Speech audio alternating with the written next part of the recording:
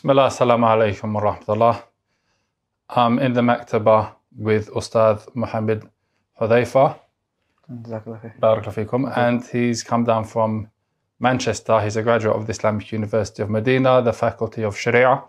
And inshallah, we're going to be speaking today a bit about his journey to the Jami'ah, his time in the Jami'ah, and a bit about what you're up to now, inshallah. So first of all, as is always the case, introduce yourself a little bit and let us know just a little bit about yourself. Bismillah ar-Rahman ar-Rahim. So, as you mentioned, my name is Huzaifah from Oldham, Greater Manchester. And apologies, I do that all the time. No, when okay. Abdul Abbas is here, I say he's from Manchester, and he always corrects me and says Nelson. But yeah, I guess that's next. It's next door. It's Greater Manchester. Okay, got you. Yeah, okay. It comes under Greater Manchester. Yeah. I mean, we have this. If I say that, then those from Manchester say that. No, you're not from Manchester. Yeah. But everyone outside of Manchester is saying that you're from Manchester. Yeah. And yeah, alhamdulillah, like you said, graduate from Madinah University last year, and I'm back in the UK. Alhamdulillah, excellent.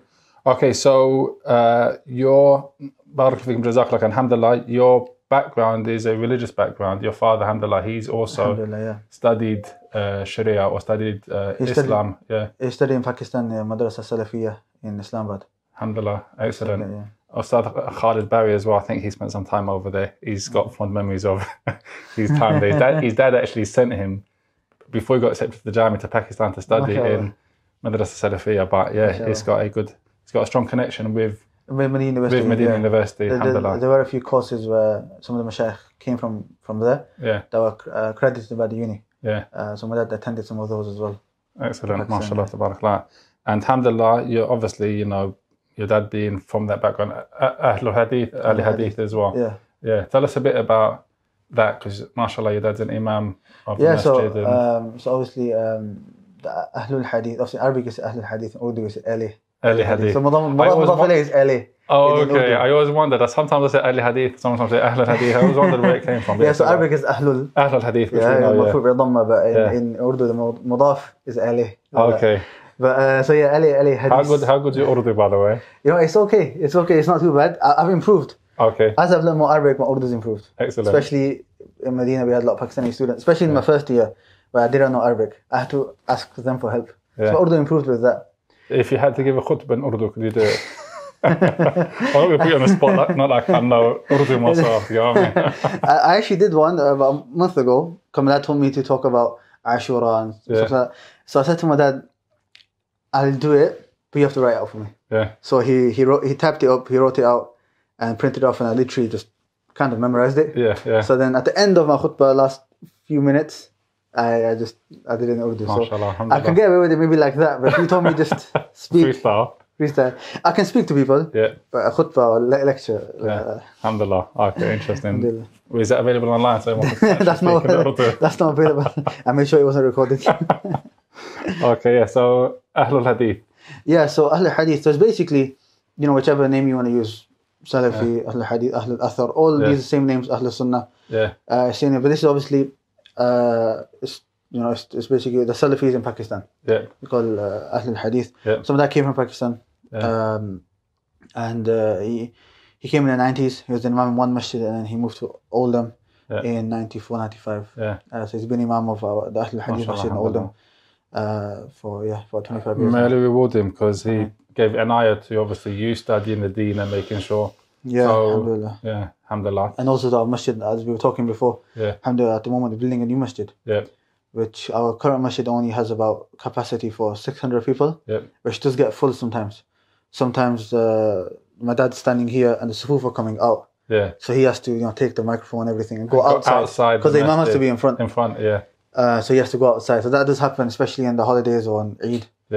So alhamdulillah, we're building a new Masjid now, where our old car park was. Which will have 4 floors, and inshallah should accommodate for 2,000 people, inshallah. Inshallah, that sounds amazing and beautiful. When is it going to be ready? I've asked my dad that every year, and every year my dad says next year, inshallah. Next year, inshallah. Next year, inshallah. No, inshallah, this time it's going to be inshallah, this time it's going to be next year. By next summer, no, you know what it is? This year, everything's done. The exterior, everything is done. It's just some interior stuff, carpet and a few other stuff. So I think right now the work stopped. Though COVID didn't happen as well. Qadar Allah ma shafa'al. But inshallah, by next Ramadan, We were using it this Ramadan. Yeah. We did use it for Tarawih for a little while in Jum'ah. Nice. However, then the council came and said, look, it's not fully complete. Safety hazards. Yeah. You have to wait until it's fully complete. Where do you pray in the meantime then? So the old masjid is still there. Yeah. Okay, good. And the old masjid, the plan with that, the initial plan was to get rid of it and make that to the car park. Yeah. But the masjid is trying to keep the building and make it to a community centre or something like that. MashaAllah, so we can still use it. Alhamdulillah. It's a ni'mah and barakah. May Allah give it tawfiq and make it something heavy on the scale for your father and the community on Yawm al-Qiyamah. Alhamdulillah. So, MashaAllah, older masjid, inshallah, hopefully we get to visit. Inshallah. And vlog inshallah. it or something. Like I said, everyone says that, no one actually ends up coming, but inshallah. It Manchester. Yeah, no one comes to Manchester. Anything for you guys, anything is outside London is foreign. Another country. Dive across the border. We went Cardiff, so it's possible, inshallah. No, I think we need an invite. We kind of like a program to be going. You need some official invite. Something official. Khair, inshallah. So we get approval and stuff. Alhamdulillah. So you memorized Quran when did you memorize Quran and how was that? Yeah, so I memorized the Quran at the age of 15. Alhamdulillah. I started at the age of 12. Excellent. Before that, I was doing it in our local masjid. It wasn't like a proper hifz program. It was just memorizing. I had memorized the 30th juz. Yeah. With some sort of tajweed. Yeah. Some sort, not proper. But then I went to Dar Ulum. Yeah. And I was there from high school. Yeah. And that's what I did my hifz. Yeah. There's obviously a big difference between memorizing a masjid and memorizing an institute where you're there full time, because it's a boarding school, isn't it? And you're there full time, and your purpose is to memorize and finish Quran as well as doing your school. Yeah. So obviously it's a big difference because even the school hours in the Dar Ulum were less. Yeah. By Dhuhr time we'd finished. 12:15 we finished school. And then we had 1 hour lunch, and after the whole day was just memorizing. Yeah. So we had hifz class from 1:30 till 4. Yeah. And then 4 to 6 was like, you can play football, etc., whatever you want to do. And 6 to 8, again, you have to be in the masjid. It wasn't the class, but you just have to be in the masjid. They call it mutali'ah. Yeah. Where you have to be there. Those that were studying Islamic studies would just revise that. Those memorizing Quran would just memorize. And then outside of that, it wasn't obligatory, but we would just sit and memorize. Yeah. Fajr, after Fajr, you have to stay in the masjid for a little while, memorize then. So the whole day was just memorization, apart from the morning that was the school. Yeah. So which is why in the masjid, which is maybe 3 days a week or 4 days a week, 2 hours after school. After kids tired from school. Yeah, it's those that can't do it, Allah barik lahum, it's not something easy. It's difficult. That's why very few masajid actually have producing huffaz like that. And even those that are, what quality. Yeah, we're gonna get to it.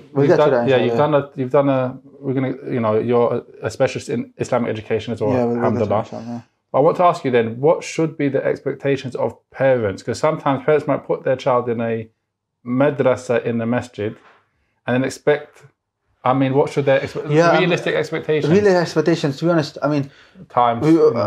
Every masjid is different, because we're going to talk about later that, difference of teaching as well. So some are they don't teach that well as well. So, but generally, you can't expect the masjid to teach your kid everything. Yeah. Especially on top of that, if the environment at home goes against what the masjid is teaching. Yeah. Because, kids, they come out 6 hours of school, and generally in school, the way teaching is there, it's more fun. Yep. Activities, PowerPoints, this, that. And the masjid, they're just expected to sit down, be quiet and memorize. Yeah. It's very, very difficult. Yeah. And you'll find that most kids that do go, they just might get the skill of just maybe able to read the Quran slowly. Yeah. And the basics of maybe how to generally read Salah and stuff like that. And that's it. Yeah. That's generally what people go out with. Yeah, and that should be considered a good result, generally speaking. I think even those things, if they were done at a better level, then because I've seen that, Quran recitation is not that good. Yeah. Salah is just because the thing they get away with Salah because everyone's doing it. Yeah. They see everyone doing it. So but I think it should be a higher standard, especially in UK. Yeah. When you're living and you have to deal with all the different pressures and these different doubts that society throws at you. You need more foundation. Yeah. And if we were just talking about in terms of Quran and what you think is, let's say, the expectation of the parents in Quran, what do you think that is? So even in Quran, I think it should be there should be a level of tajweed. Yeah. And they should be fluent, not necessarily memorize. Yeah. But at least they're fluent, because later on, let's say they want to study Islamic studies. if they know how to read, then that'll save us so much time in learning Arabic. Because a lot of time Arabic classes start, the teacher, even in Madinah book, starts off with Hadha Qalamun. But if you can't read, how are you going to read Hadha Qalamun? Yeah, that's right, yeah. So even the things that are taught, I think it should be taught at a higher level. Yeah. And the students should come out stronger than what they do come out with. And then that's just the Quran side and basic fiqh. And even we can argue basic aqidah, because a lot of people don't know basic fiqh. They only know salah and wudu only because they do it every day. Yeah. If it wasn't for that, they wouldn't. But zakat, ask them about zakat. No. Yeah. Fasting every year they do it, so they get away with it. Hajj, yeah. Hajj, so everything that they transactions don't practice, they only get away with it because they're doing it. They're doing it and they see everyone else doing it. So everyone follow the crowd. Yeah. And they get away with it. But if you're asking about the details, no. And obviously you don't expect the kid to know all the details. Yeah. But there's some sort of foundation that should be there, which I think is not there. Okay, so after your studies in the you memorized Quran. So I just memorized Quran. Yeah. And then I said to him that, why can't I study after that? And he's like, no, you're not learning Aqidah from them or anything like that. So he took me out and then I went college. Yeah. And at that time in my year 11, so my last year of high school, I applied for Madinah with my predicted grades. Because obviously I didn't finish GCSEs by then. But then alhamdulillah, whilst I was in college, after a few months I got accepted. Yeah. So then in the second semester, in January, February, I was able to go Medina and start. And you dropped college straight away? I dropped college straight away. Your dad didn't no secular education, you have to No, my dad, he wanted me to go Medina. And alhamdulillah, a lot of people sometimes ask me what's the best way to apply. And to be honest, because my dad did most of it for me, I always just tell him to ask my dad. He's not better than me. No, I think as well, something which is important is the Ahlul Hadith, they've got a strong connection with, generally speaking, the Jamia.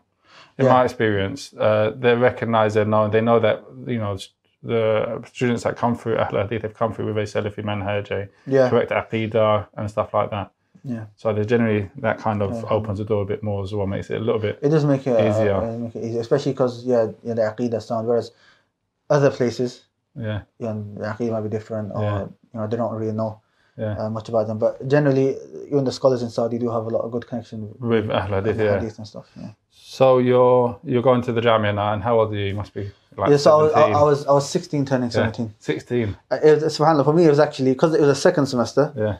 It was only like a week or a few days before I turned 17. Yeah.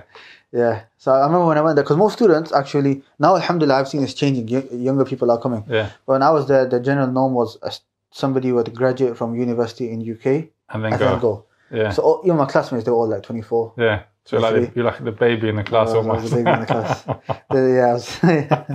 Basically was Alhamdulillah. But again, there's a lot of benefit in that, which we'll come and see, inshallah.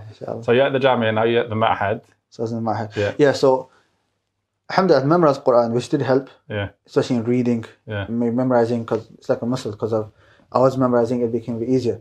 But in terms of actual Islamic studies and Arabic, I had no clue. Yeah. I remember my first week, my teacher would ask me so simple questions. I would just reply with either na'am or la or alhamdulillah. That was all my vocabulary. There you go. There's a tip for you guys. If you're a new student in the Jamia, I'll just say na'am, la or alhamdulillah. Yeah. If you don't know. Once in backfired, with Shaykh Haitham, he told me to do something. Yeah. But actually, I don't know. Until now, I don't know what he said. And I just said na'am, inshallah. And I walked off, and in my head the whole day I was like, did he tell me to do something for tomorrow? And I was so scared to go do the full thing that I didn't know what he said. Yeah. Alhamdulillah, he didn't bring it up again. So, okay. Maybe he knew and he had some kind of... I don't know. We will get to Shaykh Qasim, but in the beginning, Allah Musta'an, it was so funny because the Shaykh, he would speak slang generally with the kids. He would speak slang on their level. Yeah. So he would speak slang. Once I remember I finished reciting to him and he said, Qira'atuk Zain. And I just looked at him. Afwan Shaykh. Qira'atuk Zain. And then he realized I didn't understand, so he said, قراءتك جيدة. جزاك الله خير Shaykh, barakallah. Alhamdulillah. Yeah, the Shaykh, he's got students that are young. He's got kids, Ma'had students, younger students. Youngsters, 10, 11, 12, memorizing bulugh. And stuff. And he speaks to them slang, he speaks to them on the level. In the dars, fusha. Yeah. And his khutbah, if you heard him, Allah barak. It's one of the best khutbah. But outside of that, he's very slang. Even me, when he would meet him, slang to say, instead of saying Assalamu alaikum, they say hala, give hala, like that. So he'd always say that. But I wasn't used to it. So naturally, I would just always say Assalamu alaikum. Yeah. And with me, I was like the only student where the Shaykh would say, Assalamu alaikum, kayfa haluk? With everyone else, kayfa haluka. With everyone else, he was like, Ahlan, ahlan, kayfa hal. You know, like a bit more slang. But with me, more Amiyah and stuff. With me, it was more Fusha. Because at that time, I was still in Ma'had. I didn't really understand. So, alhamdulillah, so even in Ma'had, you got to start your studies with Shaykh Muhsin Al-Qasim. First of all, Shaykh Muhsin Al-Qasim, if people don't know, he's a Qadi. I think primarily we can introduce him as Imam and Khatib of Masjid. Imam and Khatib of Masjid Nabawi, yeah. But with that, in the morning, he's Qadi, he's a judge. Yeah. And I think he stopped now, but he was teaching masters in Qada, in judging, in Islamic University of Madinah. Yeah. And he's got a lot of other things people don't realize. He's part of the committee of Rajihi Bank. Yeah. Obviously, he's authoring a lot of books. Yeah. He's in charge of all of the halaqat, the classes, Mutoon and Quran in Masjid Nabi. Yeah. He's a supervisor. He's a general supervisor. Yeah. And he's got quite a few other smaller. He's part of different committees as well. Yeah. Inshallah, his biography I've translated and I've sent it to them. Inshallah, they should publish it soon. That sounds good. On their website. It's there in Arabic. It's there in Arabic, but English, inshallah. Yeah. They were chasing me up. When is it finished? When is it finished? Now I'm chasing them up. When is it published? When is it going to be published? So inshallah, soon bi'idhnillah. So anyone wants to learn more, then they can go on his biography and find out. It's quite interesting because his grandfather. Yeah. His grandfather was the one who compiled Majmoo Fatawa. Yeah. Ad-Durr Siniyah. For once, I know where that book is. We don't have to look for it because it's like 30-something volumes at the top. Alhamdulillah, it's at the top. There's no searching for a book. No searching. Yeah. Alhamdulillah. That's his grandfather as well. So his Shaykhs come from... And he's got loads of other explanations of all the Mutoon. Kitab al-Tawheed, he's got Hashiyah. Hashiyah. Hashiyah Kitab al-Tawheed. Hashiyah Road al-Murbi'. Yep. Hashiyah Ajrumiyah. Yep. Rahabiyah. Yep. So many. Yeah. And his Hashiyah is really beneficial. Really good to read. To be honest, I don't agree that it's a Hashiyah. I think it's a bit more Sharh. That's what I thought. If you read it, gives a tarjuma of even in Kitab al-Tawheed, I remember, tarjuma of the Sahaba. It's nice. Yeah. It's nice. Generally, for us, people don't know the difference between Sharh and Hashiyah is more like footnotes. Yeah. Sharh is like a proper explanation. Yeah. Even though he's called it Hashiyah, it's actually more of an explanation. It's more of an explanation. But Allah Barak, if you read it, because especially me, I was reading it, and obviously the more you study, when you read it, you realize that even though it's like 3-4 lines on each point, he's literally summarized the whole science in those few points. Allah Barak, it's so really comprehensive. Yeah. You can tell that, it's a scholar who's done it. That's right. And that's the grandfather of Shaykh Muhsin Qasim. Yeah. Yeah. Excellent. Abdul his name is. Yeah. And the Shaykh himself, he's obviously continued that legacy. Yeah, so his dad's also an alim. So his dad helped his grandfather in compiling Majmoo Fatawa. Yeah, especially when he got later, his grandfather was sent his father, Shaykh Qasim's father, go to this country and get these manuscripts of Majmoo Fatawa. Yeah. And he helped him a lot. Inshallah. And Shaykh Qasim is now continues that, alhamdulillah. Yeah. Majmoo Fatawa, for everyone that doesn't know. Compilation, 37 volumes. Yeah. The Asl print of all of the different works of Shaykh al-Islam ibn Taymiyyah. Yeah. Put in one. Because someone might think Fatawa is just questions and answers. It's not just Fatawa, it's all of his works. It's all of his works, all of his books. So you're going to find in there Wasatiyah, you're going to find in there Hamawiyah. Yeah. That's why sometimes when I'm reading books and alhamdulillah, because I remember Wasatiyah, the author will quote something from Wasatiyah and I say, oh yeah, this is Wasatiyah. But I look at the footnote, it says Majmoo Fatawa. Yeah. Because obviously that was, everything's Majmoo Fatawa. There are a few there's Mustadrak, maybe a couple, a few you won't find in Majmoo Fatawa, but generally you'll find all of it's in there, yeah. It's all there. So including his books on fiqh, including his Fatawa, including other books, Wasiyah Sughra, it's all there. It's all there. Wasiyah Kubra is there. All of these books are in there. Yeah. So someone might not know that. If you buy Majmoo Fatawa and then there's a lesson on one of his books, you don't necessarily have to buy the separate book. You can take out the volume. Just take out the volume. And that'd be more beneficial as well in some ways. In some ways, it might be less beneficial in the sense that you might have less space because it's like less tahqiq, it's only a few footnotes. Yeah. So in terms of tahqiq and takhrij of ahadith, it might be a bit less. Yeah. Because obviously if somebody's only got to work on like 5 pages, he can go into depth with that. And obviously the Shaykh compiling all of them, yeah. So it's good to at least get used to how to research, how to look at how to use that book, which is one of the main references and resources for us in terms of knowledge. Because Shaykh Haitham, to me, everyone knows his status is known, even amongst academics in UK universities. Yeah, you got a non-Muslim studying his biography. There's one who did his whole, I think, PhD on the works of Shaykh Haitham. I'm forgetting his name. Yeah. Non-Muslims are There's a few, yeah.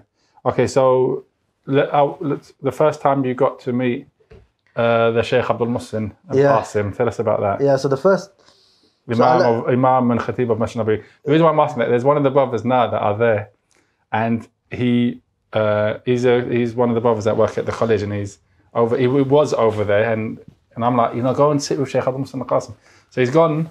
He just sat there and he doesn't know what to do and what to say. And he's just waiting. And the Shaykh's looking at him. The Shaykh himself, there are some like Sudais, for example. So Sudais is very talkative. He'll talk to you. Shaykh Qasim he's quiet. You have to ask him questions. Yeah. So sometimes I'll just have to, I think before I go, I'll stand there. Okay, what do I say to the Shaykh?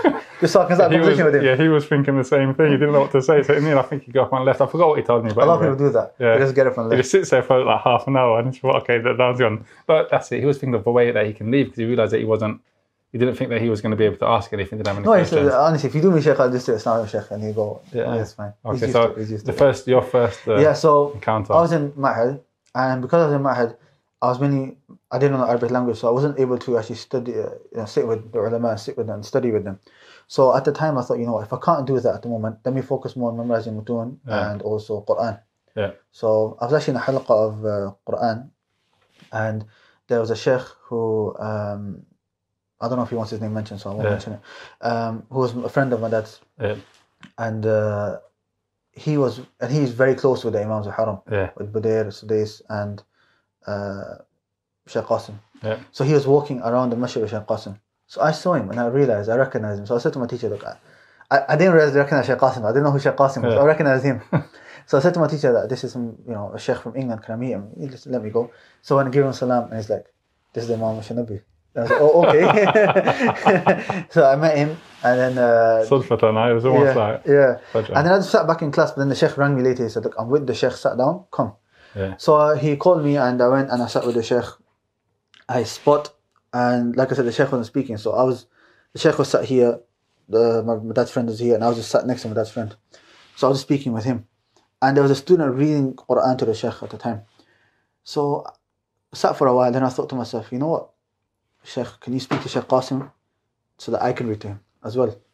He said, okay, I'll do that. And then after the student finished, he asked the Shaykh, this is a student from UK, I know him, I know his father, can he recite to you? And because he's good with the Shaykh, he said, okay, but come back next week. Yeah. I'm busy this week, come back next week. I said, okay. So so by this time, obviously the Shaykh who came from UK, he only came for Umrah. Yeah. So he had gone by now. Yeah. I came back the following week and I was a bit scared because my Arabic wasn't that good. Yeah. And generally speaking, this is Imam al-Khatib of Masjid Nabawi. Honestly, I remember the first time I was sweating so much. Put my hand on the floor, all the dirt from the floor was on my hand. It took that time I was sweating. And I was so nervous. Simple ayat I would forget. Yeah. From like first juz, I would just, mind would go blank. Yeah. The haiba of the Shaykh, Yeah. But, so I came back the following week and I explained to the Shaykh. I really had to practice my lines before going as well. So I said, alhamdulillah, I said the line okay. And the Shaykh's like, I'm busy, come back 2 weeks later. Yeah. And I was like, okay. Then in my head I was like, this better not be, I don't want to stereotype Saudis, but it's kind of known that they'll say, come back tomorrow, come back. I don't want this to be one of those things where it just ends up either getting delayed so much, or it just doesn't happen at all. Yeah. But khair, I had patience, so I came back 2 weeks later and I told him, Shaykh, this Shaykh spoke to you, and I came to you, told me to come again. And now I can't remember if this happened again, but I don't think it did. But then finally, alhamdulillah, the Shaykh said okay, and then I started. He said read, and I started from the fridges, and that's how I started reciting. Yeah. So how long did you have to wait? The first time when you sat, you got the Asr time? Yeah, so generally I had to pray Asr in Masjid Nabawi, and the Shaykh had his spot, so I would go sit with the Shaykh, and whenever the Shaykh called me, I would read. Yeah. Generally, in the beginning it was half an hour, 1 hour, wait. Because obviously the Shaykh's busy with so many other things. He's authoring books, he's authoring his Mutoon, he's people from the office are coming to him with problems, sometimes guests would come, or the Mashaykh would come. Yeah. But there were a few days, I remember one incident where I sat with the Shaykh from Asr, which is about 3 o'clock, 3, 4, I can't remember what time it was, around about that time, till Isha, which was about 8. Yeah. And at the Iqamah of Isha, I was sat next to the Shaykh, literally how close we are. Yeah. He just turned on to the Iqamah and he's like, after the Adhan, Isha, and he said, Ma'alish, and mashghul, sorry, I'm busy. Come back to me, read to me tomorrow. Yeah. So I sat there for 3 or 4 hours, just sat there next to the Shaykh, waiting to recite. Yeah. And he said, come back tomorrow. Yeah. Alhamdulillah, I didn't waste my time. I had my own other books with me. So after, at the time, because it was Ijazah, so the memorization was on problem. Ijazah, I mean in holiday, No, I was reading for my Ijazah. Oh, for your Ijazah. So I was reading, the Sanad going back to the Parasal. Okay, good, yeah. So it was only 1 or 2 pages I would recite a day. 2 pages, that's all I would recite. The problem wasn't the memorization, the problem was the Tajweed. Yeah. And the Shaykh, was very, very precise. Yeah. In that, I mean, I can give you an example. If you were to recite, that somebody has good tajweed, if I was to recite, Ya ayyuhalladhina amanu, incorrect. Let's say we don't do the mad munfasil. Ya ayyuhalladhina amanu, incorrect. Why? Na amanu, it's not allowed. Alladhina is one word, amanu is one word. So he would say, Ya ayyuhalladhina amanu. Yeah. So he's saying, Ya ayyuhalladhina amanu. Yeah. You know, that's something very, you can't, it's hard to... At first, sometimes I'll say to the Shaykh, like, Shaykh, what's the mistake? Yeah, explain it to some people, because I don't know, okay, right. Yeah, no, me, I didn't click on it until a while. Yeah, so basically, Alladhina is one word, and Amanu is a different word. So you have to recite, Alladhina Amanu. Yeah. I was reciting, Alladhina Amanu. I was making Na Amanu one word. Yeah. Na Amanu. Yeah. Sheikh's like, no. Alladhina amanu. Yeah. I don't know if that makes sense. Obviously I can't see the thing. But inshallah that makes sense. Yeah. But point being, it was very, very precise things like that. And you see that from the Shaykh, even the fact that he's gone through all these mutoon, made tahqiq of them, brought out, and by the way, this in Tajweed is called ilm al-nabra. Ilm al-nabra. Yeah. So looking at these, how much, the haraka itself, how much should you give to it? Yeah. It's very, very hard. A few Shaykh Ibrahim al-Akhdar. Yeah. He's into that as well. Yeah. But anyways, going back to the question that you asked. So when I was sat with the Shaykh, even though the Shaykh was very precise in those kind of things, it was only 2 pages. Yeah. Over 4 hours, realistically, right? There's only so many times I can go over those 2 pages. Yeah. So alhamdulillah, I sat with the Shaykh, and once I was waiting, there were a few times I was just waiting, and later on I thought to myself, I don't want to waste time. So I had some of my Mahad books with me, the Arabic. So it didn't look a bit funny because Shaykh Al-Qasim was there, and I'm there with هذا قلم لذلك الكتاب. Medina book 1 for the Medina book 1, yeah, Medina book 1. But always that was my level. So I just pulled it and I was just going through that. And there was making use of your time, obviously. My time. And the other students of the Shaykh, so I would ask them, what does this word mean, what does this word mean? Yeah. But that was also problematic because I was asking what the meaning of a word in Arabic was, and they would tell me another word in Arabic. What does that word mean? So it was very difficult in the beginning. And sometimes they would speak slang. Yeah. I remember once I was sat in the Haram my first month, and I had a pocket here and I had my pen here, and somebody came up to me saying, عند قلم. And I'm looking at him. عند قلم. And I'm looking at him like, what's he talking about? Then he pointed at my pocket, and I realized, عندك قلم. That's what he's trying to say. Do you have a pen? Yeah. But obviously with the accent and they say qaf as rain, sometimes it was very difficult. But alhamdulillah, alhamdulillah, the more you practice, it comes with practice. Yeah. It's not something that you can just... I mean, I think one of the things that highlights, even just for me, the patience that you need when you're going to... if you want to attain knowledge, then you have to be willing to be patient with that's what I saw. So the process. Like when I sat with Shaykh Qasim that day, I waited until Isha. I think he saw the patience. And he saw that, okay, I'm truthful and I want to learn. And then after that, it became like a norm. Straight after Asr, I would be either the first, sometimes second, student to read, and I would go. He would just read, and it's only 2 pages, 5-10 minutes, and I would go. And I had the whole... That's what I was able to do. The Asr to Maghrib, I was able to go to the Quran class after that as well. Or Qira'at, depending on what I was doing at the time. And also doing the Mutoon class as well. So even Qira'at, I'm not going to recite a whole juz, I was only recite a little bit. So I'll go recite it to a teacher, and I'll have an hour left till Maghrib. And I'll go on to the Mutoon class as well. So you managed to utilize the time in the Masjid Nabawi. All this is in Masjid Nabawi as well. All this is in Masjid Nabawi, not in uni. This is all optional. So if a student doesn't want to go Masjid Nabawi, if a student wants to sleep the whole day, that's up to him. It's up to him, Okay, so tell us about a day in the life, because we're going to speak about the Mutoon Talib al-Ilm. Which was, as you mentioned, you've just touched on it now. I mean, so let's, So my whole day, it was Fajr in the university. Obviously, it would be nice to go for Fajr in Haram, but realistically, it's quite hard, especially if you don't work out. You have to wake up even earlier, go to the place, find a taxi, half-time taxi's not even there. So, I mean, the days where we did have a dars at Fajr time, it's very hard to find a taxi. So Fajr in university, then for an hour after Fajr, just Mutoon. Memorised Mutoon. What's Mutoon? Mutoon literally means text, so scholarly text, books, small books and texts that authors, the scholars have authored, and not all of them are memorized, but some are, because they're short and concise, and a lot of ulama have explained it, and it's a very good book. You memorize certain books. And do you have any Mutoon with you? We do, but I'm not sure. We were speaking about it. You can download them on an app as well. I see some in the bottom left corner. There's only 1 or 2. That's there. Just so we can show them. We'll show them the app as well.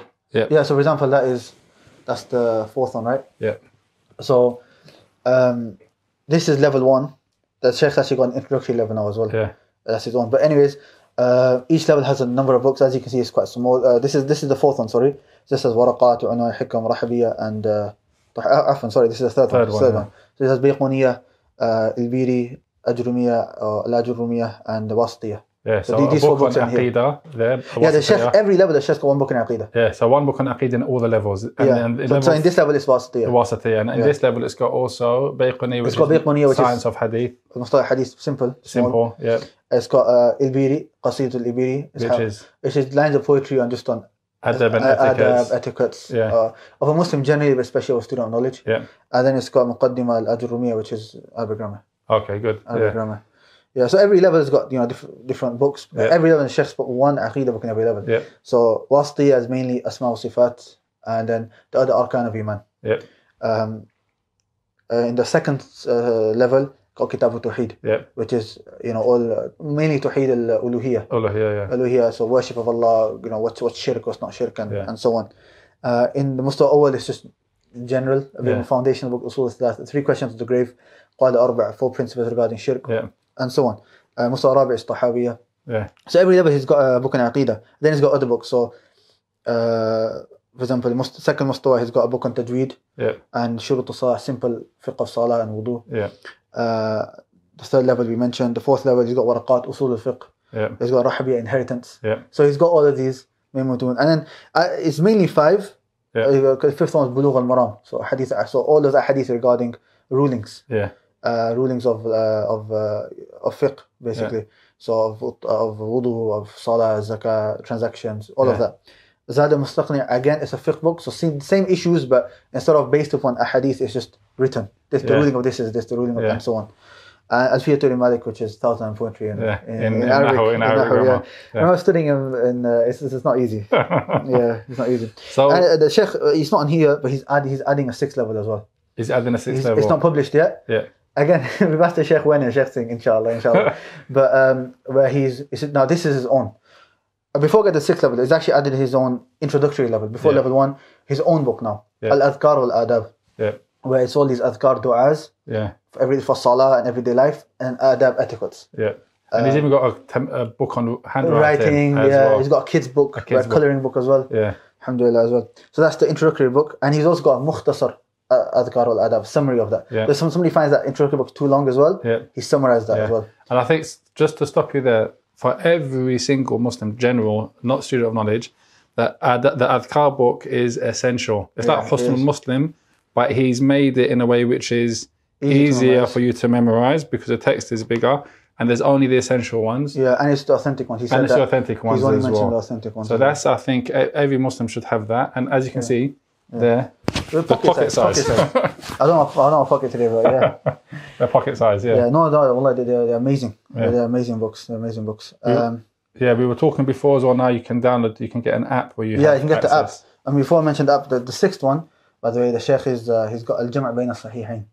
So amazing. Gathering those hadith in Bukhari and Muslim, putting them together. Yeah. So instead of memorizing them separately, those are hadiths which come twice. Instead of memorizing separately, he's put it all into one.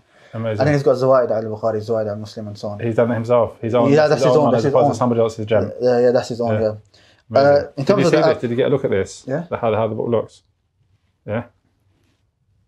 Okay. Yeah. In terms of the app, then this is an app called Mutoon Talib al-Ilm. You can see that, right? So it's in Arabic, Mutoon Talib al-Ilm. Mine from Samsung, Android.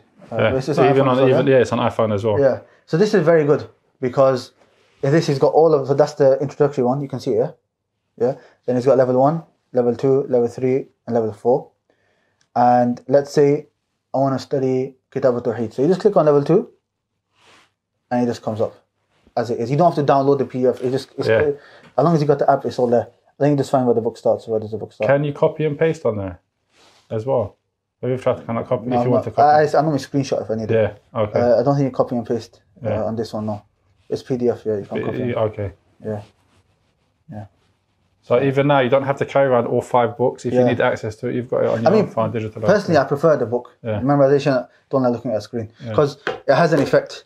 you know whereabouts in the book it is. Yeah. And it has an effect on the way you memorize. Do you know if it's in the beginning of the book, end of the book? As for the phone, it's all on, it's just there. So it does have an effect. But sometimes if I'm out and I don't have the book with me, or if I'm revising, then I just use you can use that. Yeah. Use the phone. Yeah. So there's a tip when you're memorizing. Make sure you're using the book.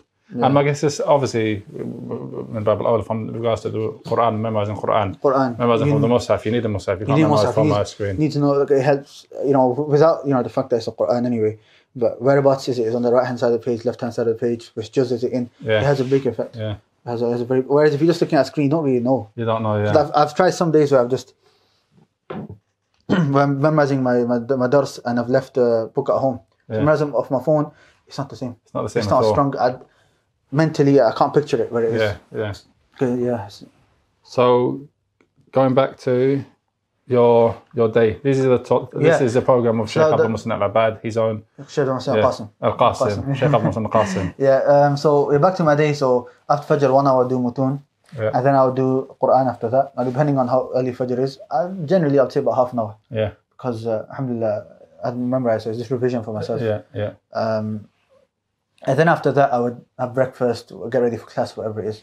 Then we would go for class, 8 o'clock. It used to be 7:30, they changed it to 8 o'clock now. And I'll be in university. Yeah. Whether it is Ma'had in the beginning or Faculty of Sharia later on. And then that'll be till about Dhuhr. Yeah. After Dhuhr, I would stay in the Masjid again for another hour. Yeah. Just doing Mutoon. Yeah. And then, if I need to learn Quran, do a bit of Quran, I normally do my Qira'at then. Yeah. And then I would go eat, and then come back to my room, and that's why I would rest half an hour. Yeah. About half an hour to an hour, I would rest. Then I would get up before Asr, and I would get ready, and I would go to Al-Masjid Nabawi to pray Asr over there. Yeah. Because straight after Asr, I would go to Shaykh Qasim. Yeah. And so I would do my Quran with Shaykh Qasim, and then my Mutoon and my Qira'at as well. And that would all be between Maghrib and Asr and Maghrib. Asr and Maghrib.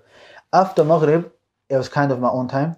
So either I would take my own books with me and I would study my own books, revise what I've studied in the university, or do research or whatever, or I'd attend other durus. So Shaykh Haitham Sarhan, for example, I would go.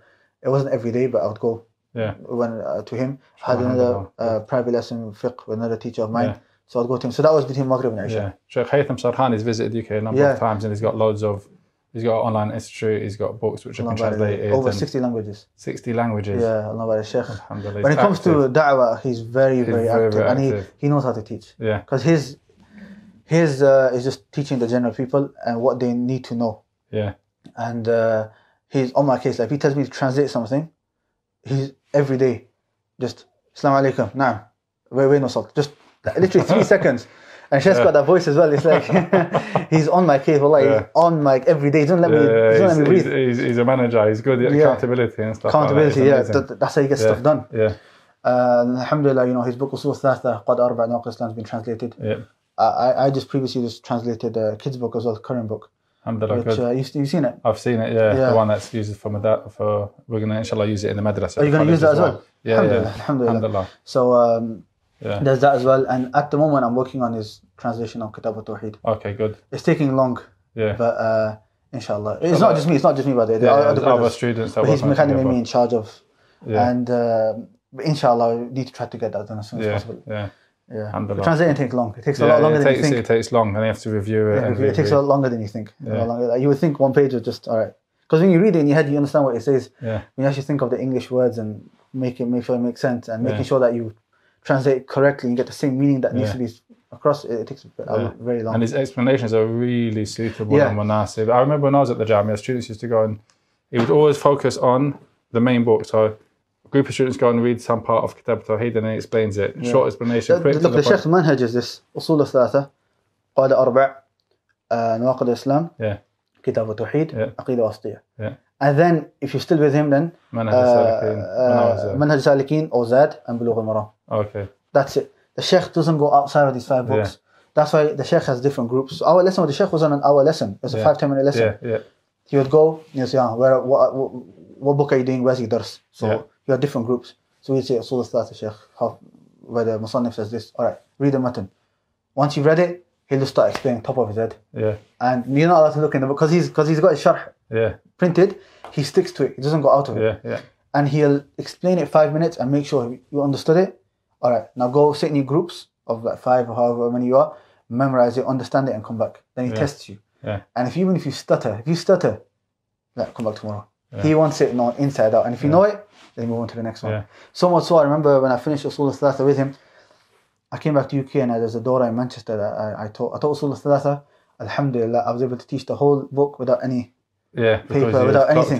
Because with the Shaykh, he did it, he drilled it in us so much, I knew the whole book. Alhamdulillah. And this type of methodology, we don't really, it's perfect for students of knowledge. Especially beginners. To be honest, not even beginners. Even I had already taught Usul al-Thalatha before I studied Usul al-Thalatha with Shaykh Haitham. But when the way he teaches, different way of teaching, he probably makes you understand it. Like, for example, one of the first things that he does, how is the book split, for example? Split into 5 parts. First part, Surah Asr, 3 points, Kitab al-Tawheed, important 3 points regarding Tawheed, importance of Tawheed, the main part of the book, and then ending. Like these 5 parts. Once you have that, it gives you a bird's eye view of the book. And you understand the book a lot better. Simple things like this, the Shaykh, he makes sure that you understand the main part of the book. And because he stood up Ibn Uthaymeen, his explanation is just based upon Ibn Uthaymeen. Shaykh Uthaymeen's explanation. So if you want more information, you just go back to Ibn Uthaymeen. And you're going to get the more details. You get more details, basically. And I think the amazing thing as well is it's not like, for example, again in the UK, if someone says they're studying Usul al-Thalatha, they'll sit on it for 12 months, still not finish the matan. And because they've been doing it for 12 months, if you ask them what's at the beginning, they wouldn't know. They don't have an overview of the book.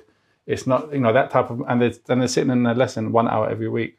But if you do short, okay, just 5-10 minutes a day. And you're going to do, and you know the book inside out. MashaAllah, so it looks like the day, most of your day part. What about your weekends though then? My day, that was Isha. After Isha, Shaykh Qasim had a 2-hour dars. And he normally teaches 4 books. MashaAllah, he doesn't rest, does he? Shaykh Qasim doesn't rest, man. In the morning in the court, and then he's in the masjid the whole day. So Shaykh Qasim, now I'll be honest, I didn't attend every single day. Especially towards the end of the semester when the exams piled up. I didn't attend, but they were recorded, so if I didn't need to, you can access it. You can access it, but he would teach 4 books a day.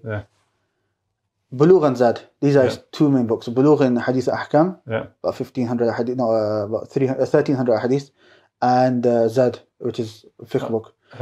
And every day in the Hanbali madhab, And I think it's key that he was always going around those 2 books, considering he's a qadi as well. He's a judge. He's a judge, So obviously, when you're a judge, you need to. It's all to do. And I think even when in the Saudi judging system, it's actually written in there that the asl is the Rod al-Murbi' when they give rulings. That's the asl. You can go out of it if you need. That's the asl. So that's why stick to these 2 books. Rod al-Murbi' is an explanation of Zad. And there's a Hashiyah on that as well by his grandfather. His grandfather's got a Hashiyah on that as well. So Zad, Rod al-Murbi', and then Hashiyah was done by his. So it's an explanation of an explanation. But I think I've got that here somewhere as well, but I won't start looking for it. We don't have it. Alhamdulillah. And Alhamdulillah, the Shaykh takes care of his students. He actually gifted me those books. Alhamdulillah, good. Durasiniya, Hashiyah, and he was going to give me Majmoo Fatawa, but I already had it. Alhamdulillah. But Alhamdulillah, 2 copies are fine. No complaining. A backup copy. No, there's a condition. He said if you already had it, you can't take it. Okay. No special treatment for us. No. You can't take it for a friend unless he attends the dars. So these 2 books. So every day he would send in the WhatsApp group of what the memorization was. So it would be 2 ahadith from Bulugh. If it was really small, maybe 3, and a couple of lines from Zad. So in the beginning of every lesson, if you're looking from outside, you think what's going on because no one's speaking. But in reality, the Shaykh, he looks around. Read the matan. Read. And sometimes from memory, Testament memory. And he would split it. So if somebody would start, all right, you finish it off. So you don't really know where you have to be ready. You have to be ready.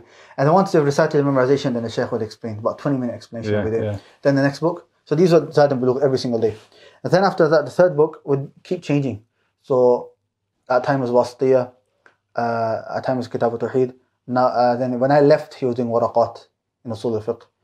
And bear in mind, he's already done this explanation before anyway, so he's again teaching it again and again. And then there's a 4th book. Actually, sometimes the 4th book is another book, so at the end actually he added it, he was doing Rahbiyah as well. In Fara'id, which is inheritance. But sometimes he doesn't do it, it's just 1 extra book. So Zad, Bulugh, and 1 extra book. And then right at the end there's a small book where just different general books, heart-softening reminders or general knowledge in Islam, where the Shaykh just, a student reads and he just footnotes. So there's a time where he was reading Daf'u Iham al-Ittirab by Shanqiti, where it's a book where any ayat that look like they're contradicting, he answers that. They're not, so he would go through that, and maybe it was mainly a student reading, and he would just give footnotes to any parts when needed. And then there was a book written by his grandfather going through the life of Abu Bakr radiyallahu anhu. He went through that. Now he's going through the book Al-Fawaid by Ibn Qayyim. So just read through it, and that's like 10 minutes at the end of the lesson. And then the students will leave. MashaAllah. So that was Shaykh Qasim's lesson. And he asked me regarding the weekend. So the weekend, generally, I enjoy the weekend because during the week, because I'm just going from this place to this place to this place, memorization, class. Moving about, I don't really get time to read or revise what I took in the morning. Sometimes I did, but it wasn't. If it was like a short 1 hour pocket. The weekend was my time to just sit at my desk and just stay in the uni and just read. Beginning till late and just till late. And no one, because I'm by myself, my family's gonna. Alhamdulillah, you're single at this point. Alhamdulillah, this is for the single brothers. If you're single out there, you got more time to study and to. If you've got family, there's a little bit of distraction. It's a positive distraction, but it's still a distraction from studying. That's what Umar said, تعلموا قبل أن تسودوا وتسودوا. So learn before you become busy with everything else. Responsibilities. So I was able to just sit and read. And then towards the end of my time, we had Shaykh Muhammad Al-Ishaqi, who even he's doing his PhD in Hadith at the moment. But Allah barik, a lot of people refer to him as an alim. He's from Somalia, but he came to Madinah, memorized Bulugh al-Maram, Alfiyat al-Suyuti. In Hadith. Thousand poetry. And so many other books. Alfiyat al-Malik. He's very strong in Lugha as well. Amazing. So he published, Alfiyat al-Suyuti, didn't have actually it had one print, I think, and it wasn't a good tahqiq. There was no tahqiq. It was a good published book of it. So the Shaykh just 2 years ago, he actually published his own tahqiq of Alfiyat al-Suyuti. What's the one that Shaykh Abdul and Alfiyat al-Iraqi. So that's also 1,009 poetry. Both are based upon Muqaddim ibn Salah, but they're different. Suyuti came later, so he said that I've added a bit and taken a bit from Iraqi, and I've changed a bit. But anyway, so he later on started a few lessons on the weekend, because he used to live in the uni, he was a student as well. So he lived in the uni, and we used to do lessons with him, mainly in Lugha and Hadith. So we did books like Mutammimatu al-Ajurumiyya, which is a book after. It's like a book between Ajurumiyya and Alfiyat al-Malik. One thing I've noticed is, you said he's from Somalia originally. Somalia, The Mashaykh from Somalia, they gave a lot of inayat to Lugha. And likewise from Mauritania and these other countries. The places, So it's a tip also as well to the British students of British Jamia. The British students, I'll be honest, they don't give that much importance to language. Because I think they get tired by the end of the Mahad. They're like, all right, we've had 2 years of Arabic, let's move on to other things now. They were eager to study the actual subject, thinking that... And to be honest, even me, I actually didn't have that much of a passion of Arabic. But once I started studying with Shaykh Muhammad Huzaifah, he did it in such a nice way, and really took care of his students, that he built the love of Arabic in me. And like sometimes I had questions and I would message him, he would just ring me, half an hour call, and just explain the whole issue to me, which I really appreciated. It's good, So that really... You're still in touch with him, you got the rules with him now online. At the moment, I'm trying to get him to do a dars. But he doesn't like translations. He said, I don't like it, I speak for 10 minutes, I'm sat there for 10 minutes. So you just want Arabic on it. He said, Huzaifah, do this, let's do an Arabic 1 hour class, and you do a separate one where you just translate it for the English people. Let's do an Arabic so we can speak at Talib al-Ilm, and we can have question, proper lesson. And then, he doesn't like the 5 minutes. He doesn't like that. He's done a few of them with me, but he doesn't like it. He's not feeling it. He's not feeling it. Inshallah, I hope everyone got that on. Honestly speaking, I think that we need to get to a level where students in the UK that are studying Arabic to a good level, they only study in Arabic, and everyone that doesn't know Arabic, take it in English from the students of knowledge that have graduated. Here's your dars. There's no point having an Arabic lesson that you don't understand being translated necessarily if you can. I guess cover that the translation one, it's also good. Students who are studying, they can listen to the Arabic, and if they don't understand, pick up what they messed up with the English translation. But does that actually happen? Does it actually happen? Yeah, because I tried it myself. It's not, especially if the chef's speaking for 10 minutes. It's not going to happen, is it? Yeah, because you forget. You can't make the connection. If it's one line. Then maybe, Maybe, Allah Alam. So anyways, he started a few lessons on the weekend in Lugha and in Hadith, Arba'in Nawiyya, in Mustalah Hadith, we did a few books with him. And also Tafsir. We did Tafsir in Sa'amah. MashaAllah, so in the weekend in the university, I'll study with him a few lessons as well. Alhamdulillah. So that was basically student life. Alhamdulillah, and that's I think what it should be studying. That's the purpose of the time base, because it's limited the time. It's a limited time. The time goes so quick. Yeah, and it does go quick. Yeah. I still remember my first. I mean, if I'm saying, I don't know about you. I just graduated last year, and I'm missing Allah. I still remember my first flight. Yeah. With the brothers I was with, I remember time goes. Yeah, I can't say I remember it. It was too long for me in the past. Well, it feels like yesterday I was there. Alhamdulillah. Yeah, so really quick. So now you're back in the UK. Let's say let's jump. Let's jump to the end of it. Okay, so I came back to UK. You know, towards the end of my time in Medina. Because end of time in Medina was lockdown as well. Oh, you were part of that group? I was part of the lockdown. It was amazing. It was amazing. I loved it. That's the first person that said lockdown's amazing. No, I've never had anyone say lockdown was amazing. Because it was locked down, but within the university we were allowed to go out. Okay. So we were stuck in our rooms. I think if I was stuck in my room, that's different. But we were allowed to go in the uni, and they opened extra shops just for the students. Okay. And it was amazing. Yeah, classes were online. Yeah. The uni classes, so that was a bit. I remember my last ever exam that I did it in bed. I woke up. It was an easy exam, so I didn't have to. I woke up, did the exam, and back to sleep. Imagine that. How things changed, didn't it? Over here, students just got passed. They didn't even have to do exams, did they? Because there was no way to A-level students and stuff like that. No, it was mostly multiple choice. Okay. And alhamdulillah, I did good. Alhamdulillah. Alhamdulillah. I think I got 88. MashaAllah. Alhamdulillah, I'm okay with that. It was enjoyable in the sense that classes are online. Yeah. But even after that, so after classes finished, after I finished the exams, I was still there for a couple of months before I came back to UK because flights were closed and all of that. And I couldn't.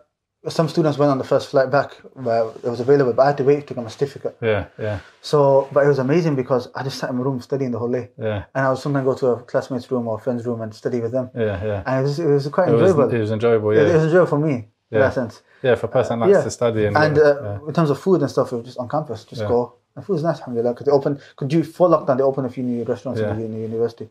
So it was good. The food was good as well. Food was good, yeah. But eventually, alhamdulillah, came back to UK. Yeah. And so, one thing I haven't discussed, or we haven't spoken about, is the actual graduation.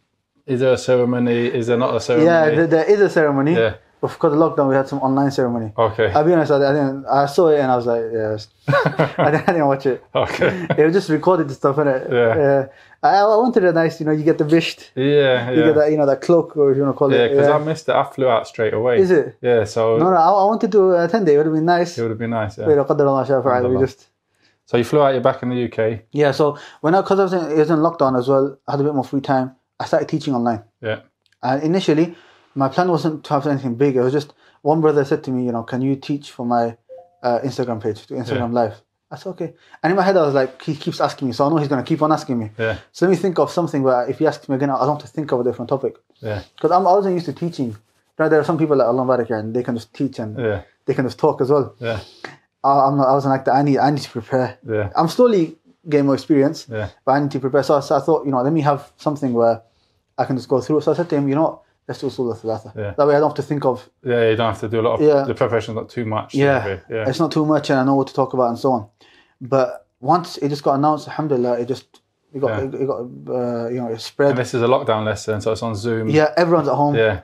So there are a lot of people messaging me saying that, Ustadh, if you can do it in Zoom as well for those that don't have Instagram. Yeah. Can we do it? And so I said, but I don't know. I don't have a clue how to use it. Yeah. They said, no, we'll do it for you. Yeah. So it's okay. So alhamdulillah, I just started teaching Usul Thalatha on there.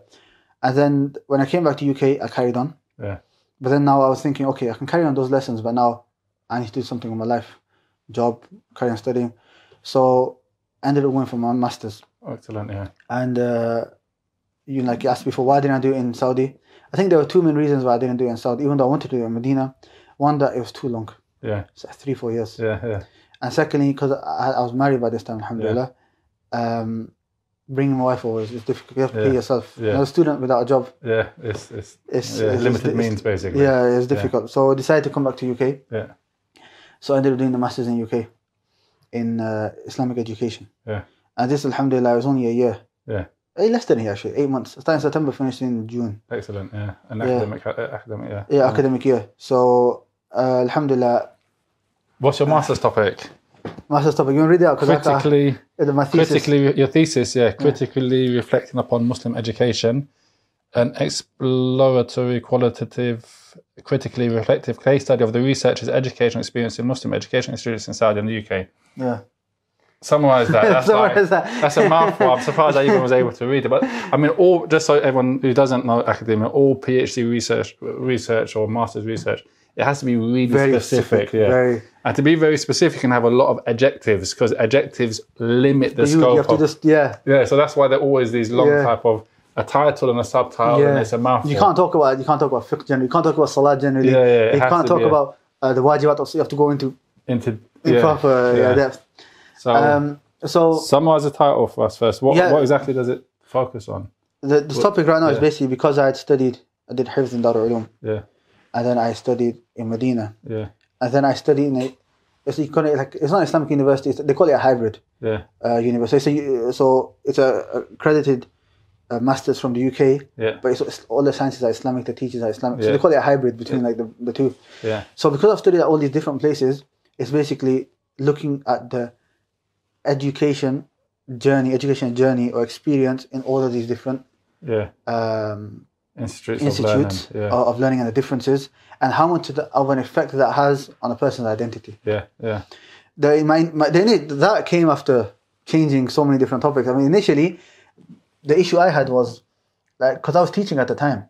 So even me, I'm thinking that because I see so many graduates from Medina, and I'm thinking, why aren't you guys teaching? Because even in Manchester, no one's teaching. I'm thinking, if you're teaching, I wouldn't be teaching. I'll be attending. So why is it that I'm teaching and I'm young and I'm just graduated, and these other people aren't? And why is it that so many graduates from Medina actually come? At the moment, there's about 140 students in Medina. Wow.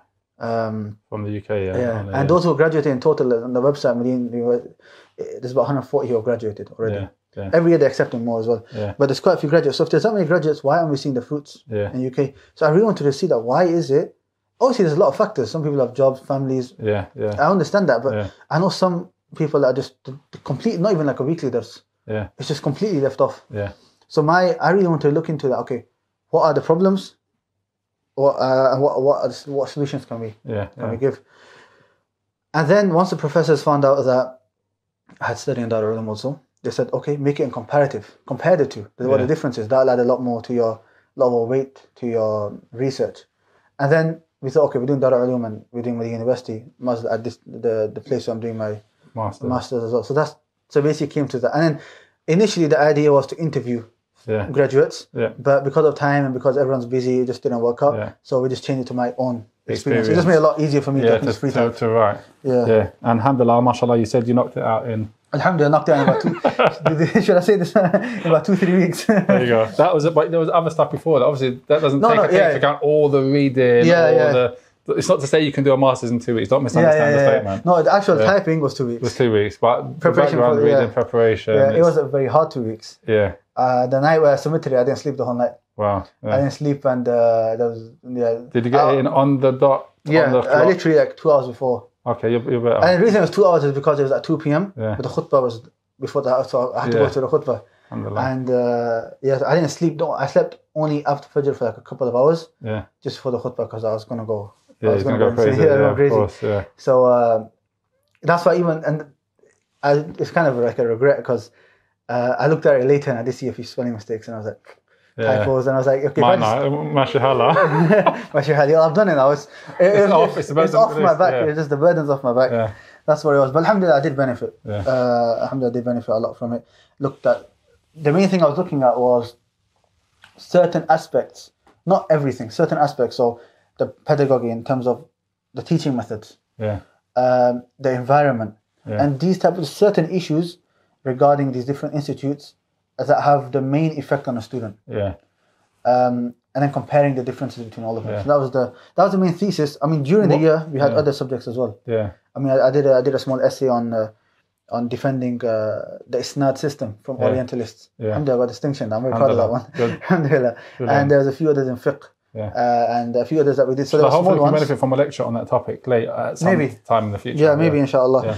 But these were all small essays, but the main thesis was we had 3 semesters. The first 2 were these small subjects. The third semester was just the thesis. So alhamdulillah, in terms of looking at, you've got, alhamdulillah, the knowledge, the Islamic knowledge from the Sharia, the Quran, but now also you've added to that because you saw there was a need in the UK for actually having academic an approach to education and what the methodology is and how to basically the best way of teaching, I guess. That's the main thing. I mean, in terms of Islamic knowledge of what's halal, haram, arkan of this and shurut of this, that I didn't benefit. But in terms of research, broadening the mind in terms of, okay, what do Orientalists say? Sometimes we talk about the different firaq, but they say, okay, what Orientalists saying about Islam and how to tackle that. What are some of the modern day issues that Muslims are facing in the UK? Because you might say, Islamically, the rule might be this, but in UK, what are you going to do?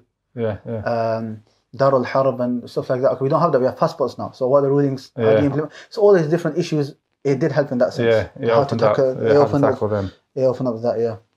Okay, so tell me a bit. Alhamdulillah, you've started kind of your teaching online, expanded a bit. You've got your own syllabus. So you were doing your masters, but you wasn't just doing that at the same time. I was teaching. You started. And that's why I did Islamic education, because I had passion for teaching. Okay, we could talk about education itself for a little while. But so whilst I was doing it, I was teaching online. And I had made my own syllabus, alhamdulillah, which I got some of the ulama, Shaykh Qasim, Shaykh Haitham, and Shaykh Ishaqi. D3 agreed. Where it's only level 1 at the moment. The books are Usul al-Thalatha, 3 questions of grave, Qada Arba', 4 principles of shirk, Tafsir al-Fatiha, Qasar al-Mufassal by Shaykh Haitham. So Tafsir al-Surah Fatiha and the small surahs at the end. Ad-Durus al-Muhimma by Ibn Baz. I think it's an amazing book. It's people don't underestimate the value of that book. It's amazing book. It's really up there for a beginner, to begin. It's got everything. It's got tafsir, basic fiqh, basic aqidah, akhlaq. It's got everything, alhamdulillah. That book should be taught over and over again. So that's the book I'm on at the moment. The lessons actually have stopped at the moment. We're going to, inshallah, soon we're going to restart. 40 Nawiyah, 40 Hadith Nawawi, 40 Hadith which encompass the whole religion. Ta'azim al-ilm, so a book on glorifying knowledge, ethics of student knowledge, and so on. And then a summarized seerah book by Shaykh Haitham Sarhan. Amazing. So this is my first level. Inshallah, next level we'll move on to bigger books. Aqeedah Wasitiyah, Kitab al-Tawheed, in fiqh, the bigger books. So all the sciences will go into the bigger books. The reason I made this is because I saw that there is no, brothers want to study, it's just a random lecture here, random lecture there. There's no actual academic, systematic program that a student can start from the beginning and do tadarruj to level up in until they reach the high level. So that's what I really wanted to do. And some people might turn around and say that we don't have teachers. That's why these lessons, a lot of du'at told me after, why aren't you charging? You got family to feed.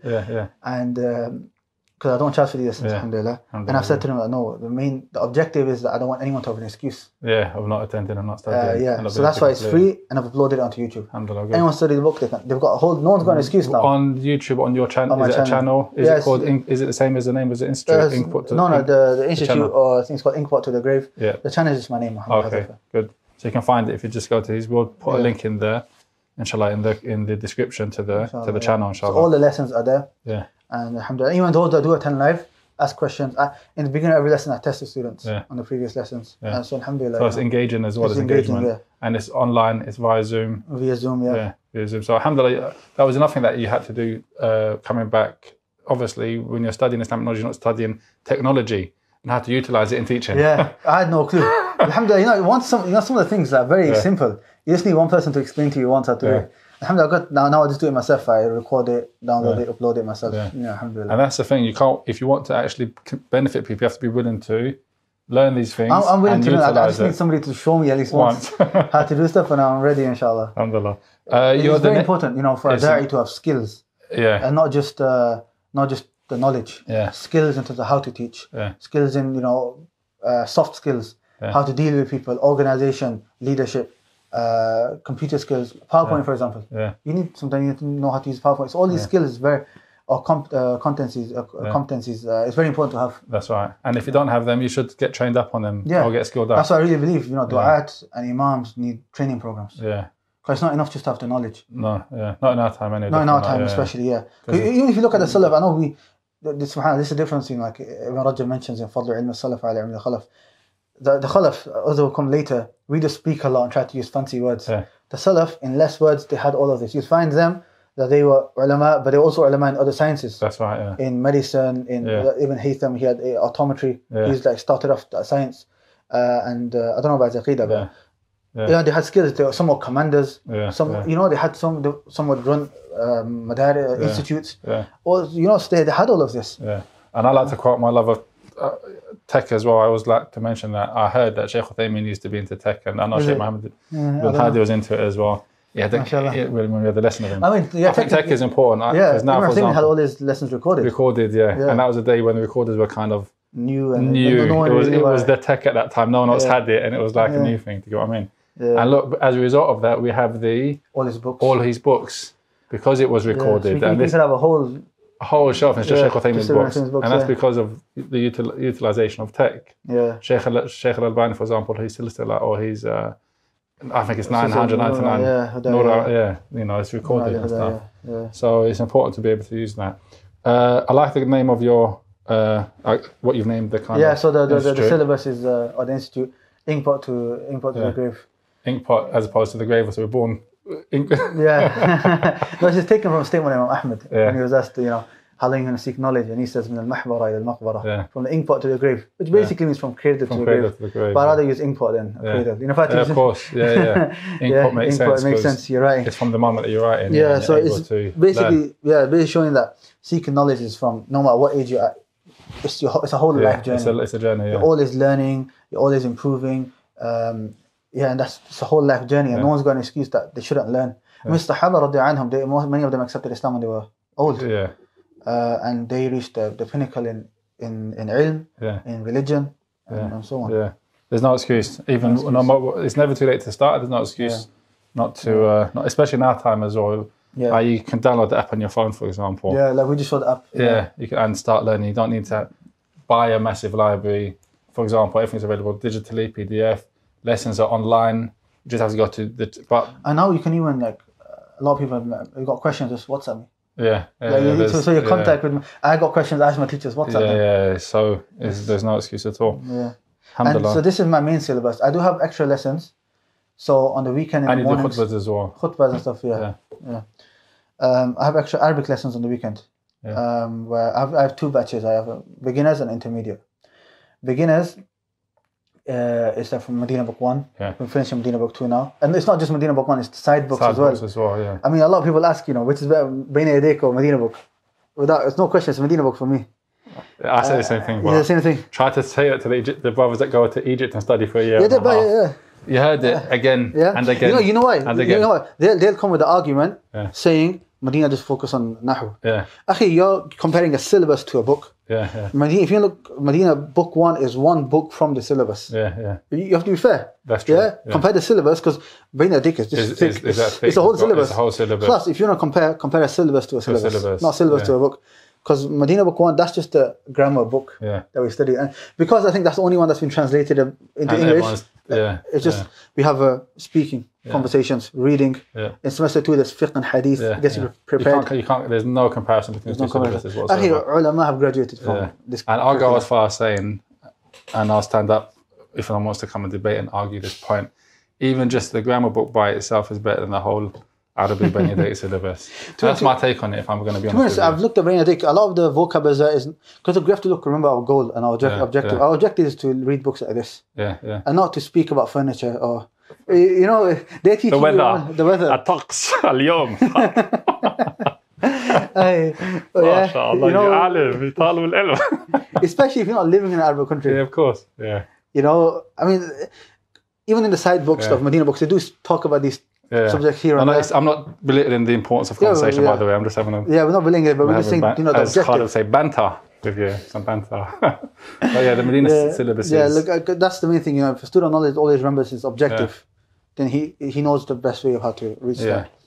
And I believe it's Medina, because if you do the whole Medina series, it does build you up. But alhamdulillah, if you're not in Medina, you're in Egypt, then you're going to benefit from that. No, without that, if you're there, you're going to learn Arabic. Well, whatever gets you there. Whatever gets you there, even as we had with brothers in the UK that have studied at the Jamia here, they're using another syllabus, which is not the Medina or Arabic Bayna Yadayk. In other countries, they use different syllabus as well. Education. Let's talk about education. The word education. You said that it has different meanings in English and all different meanings. Let's speak about education because that's your one of your specialities amongst others. Alhamdulillah. So I mean, in English, education is from the Latin word, two Latin words. Now, I don't know if I'm going to pronounce them properly. Don't worry about it. One's educere, so educere. Yeah. So educere, I think you pronounce it, and the other is educare or educar. It's educare. Okay. Educere basically means to bring out the potential in someone. Amazing, yeah. And educar means, or educare means to nurture someone. Yeah.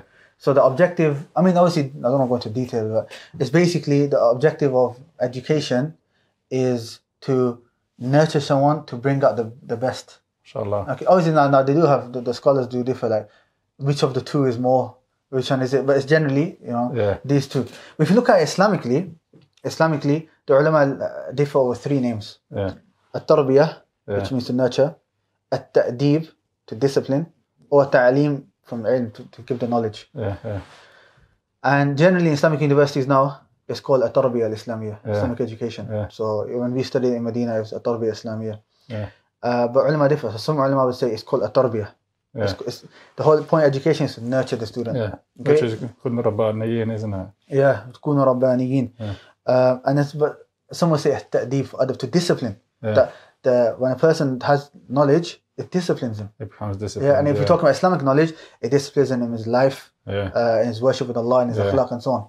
And someone says ta'aleem, ilm, education is learning the information. The knowledge, yeah. I would argue you can't, some would say, and they will all use ayat, they'll all have all the ayat and the hadith, they'll have their own thing.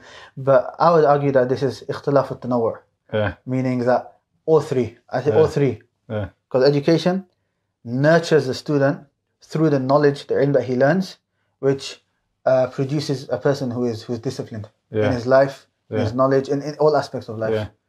So when you think of Islamic education through these three lenses, you see how profound Islamic education actually is. Inshallah, alhamdulillah. There's some fawaid and some benefits there. Talk about that then. What advice would you give to someone that's beginning teaching? Knowing something and being able to deliver it and teach it are two different things. So one thing which I think is very important is to learn about different pedagogy. Pedagogy meaning different techniques or methods of teaching.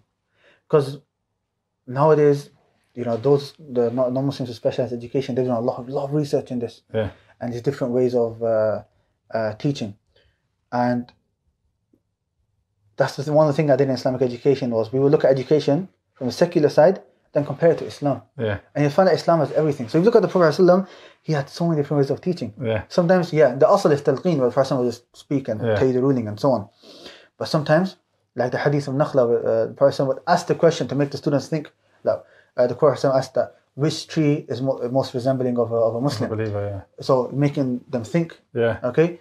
And that's when Ibn Umar said that, I was the smallest, and my father was there, Umar was there, and other Sahaba there, so I didn't want to say. لكن فوقع في نفسي أنها نخلة. But I thought it was a nakhla. And Umar, his father said to him that, if you answer that, I would have been happy, the best day of my life. So it's a really nice hadith, but the point being is that person would ask the question.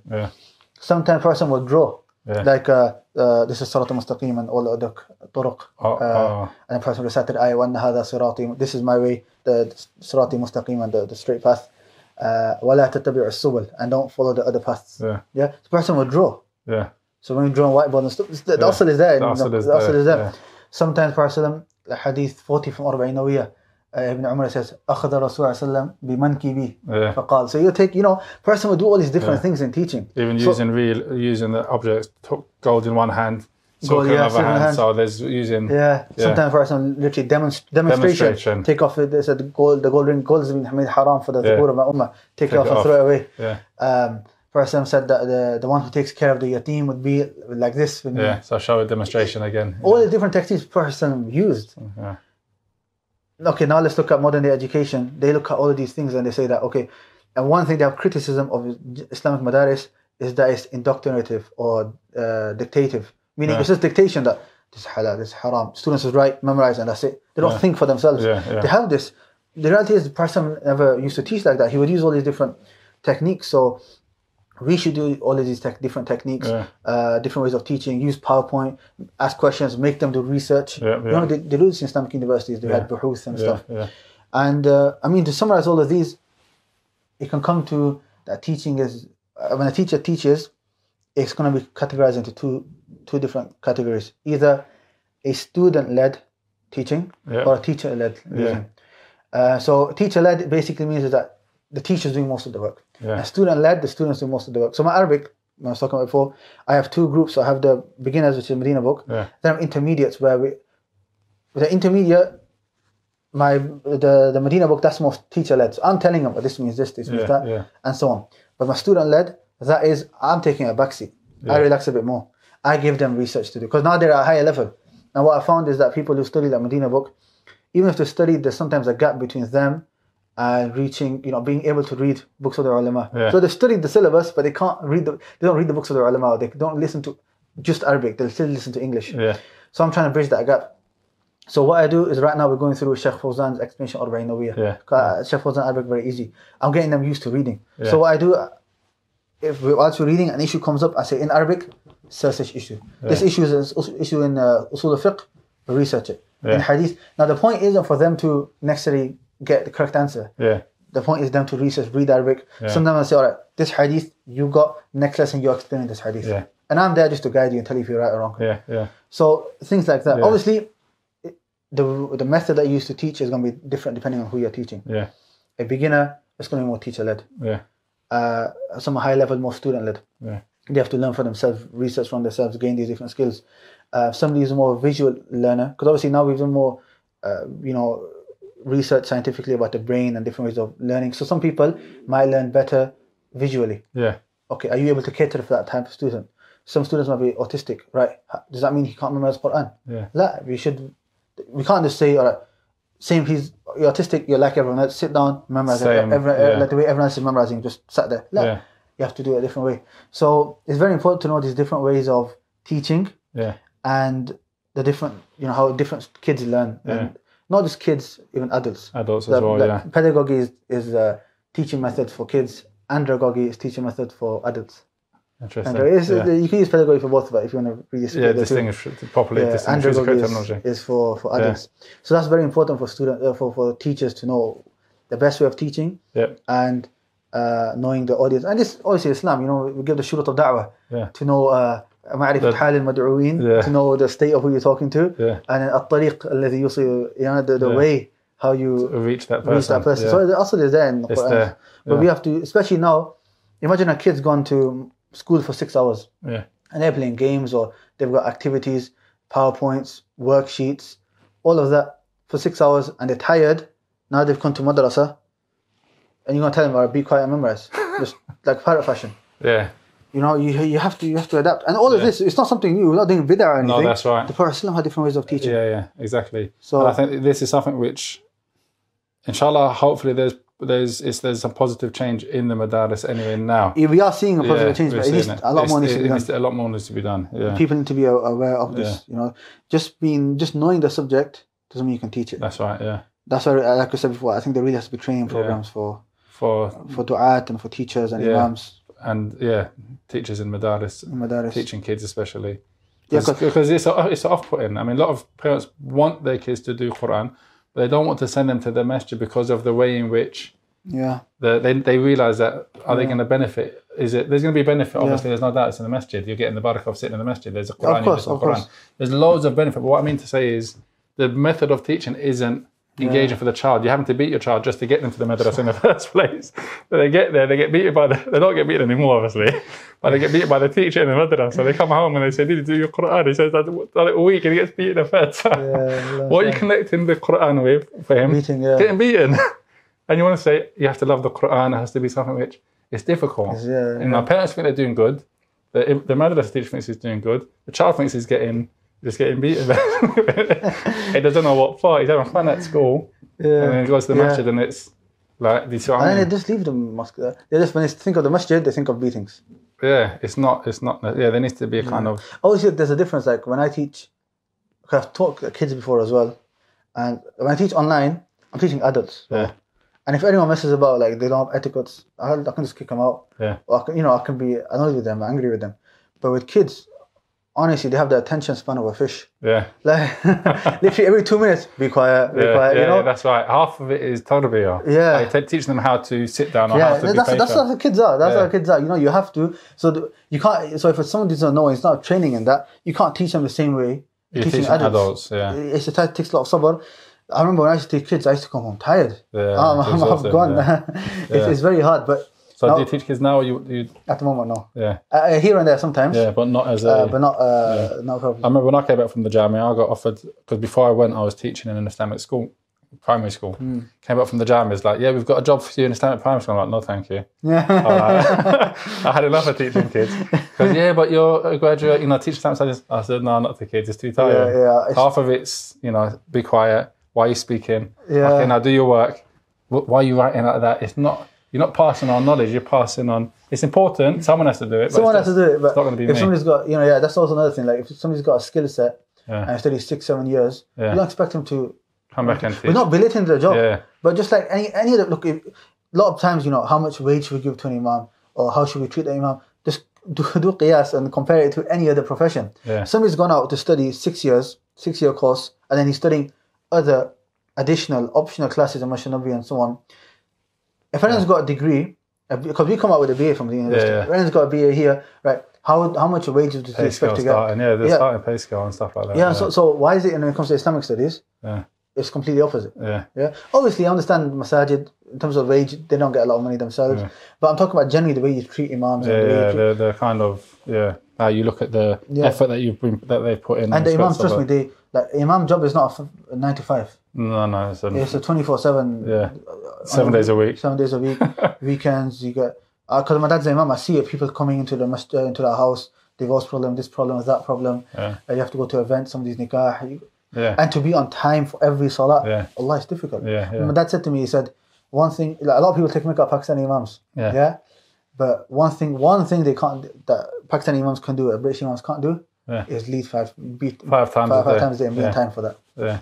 Pakistan, the British, they won't do it. They can't do it. Yeah, we're privileged. Obviously, we have a different look on it. Yeah. But obviously, we have our excuses. We've got different excuses. It's a different halat and it's different. Because I'd say there's a reason behind that. If it's an imam which is, let's say, imported for want of a better word. No, obviously, look, I know. I understand. But there's a bit more. I'm just saying generally, like we wouldn't do it. The full-time imams is difficult. It doesn't exist. You need. If it's British imams, you need 2 or 3 of them to cover that role. Yeah, that's why if 2 or 3 imams, you got the mu'adhin leading the Fajr Salat or the Isha Salat, because the imam's nowhere to be found. Yeah, he's there for Dhuhr, Asr, Maghrib, and after that he's. The point I'm trying to make is that imam job is very difficult. No, 100%. It's very, very difficult. And it's not that you're looking thanks, but you don't want to also be told off at the same time by the people that you're serving them, and they're going to be telling you off. Islamically, the imam's in charge of the masjid. If Suresh came to my masjid, I can say, no, listen, I'm leading. Suresh has no right to say, I want to lead. Yeah. But what's happened, unfortunately, like you have Qadr Allah, you have unqualified people in the committee just running the show. And especially Pakistani masajid, we have the Brotherly problem, we have the tribal problem. That our tribe must, we want people from our tribe to be forward, and this. So there's politics as well. There's a lot of politics. Allah musta'an, we need to get past all of that. We need to, move forward and especially invest a lot in education and give a lot of output to the community. Because it's not enough just to lead 5 salawat and do a Jummah. There has to be, especially now in the current fitna times and the challenges that the youth are going to be facing in the next generation. Especially, we thought it was bad for us. I feel sorry for them, but they're going to have to. We'll just not talk about gender. Especially sometimes, we're in a bubble. Like we think we're doing a lesson, we think we've got good turnout compared to the actual Muslim community population, the UK population. That's it's a very small fraction. We have to do a lot more. We have to do a lot more. It's been a long discussion. Before we close it, a lot of benefit, obviously. What's your future plans, generally speaking, and last and advice for, advice that you'd give? In terms of future plans, we have short-term plans and long-term. Short-term at the moment, I might become an imam locally, but we'll see. For you. And the main thing is my syllabus. I want to be able to at least have taught, right now it's only in level 1, but I want to do at least maybe 2 or 3, where I've taught the main books in each science at least once, so that students don't have an excuse to not study. Everything's going to be available. And also myself, I've at least taught everything at least once, so I know the knowledge is cemented. Because when you teach, it ingrains the knowledge a lot more.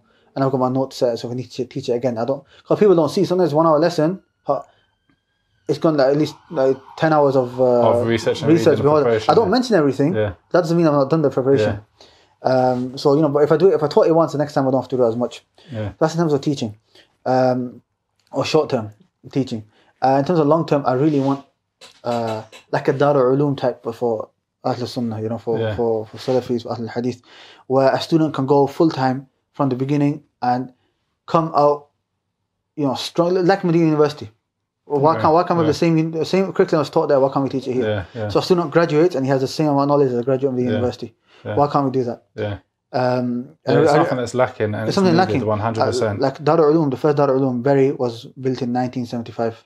The second Dewsbury, 1981. Right, it's been 50 years now. Why can't we have one? And like I said, you know, before, the first one's the hardest, and to do something the second time is easier. It's easier. We use that as a delil for resurrection. Allah created us the first time. Second time is easier to resurrect us, right?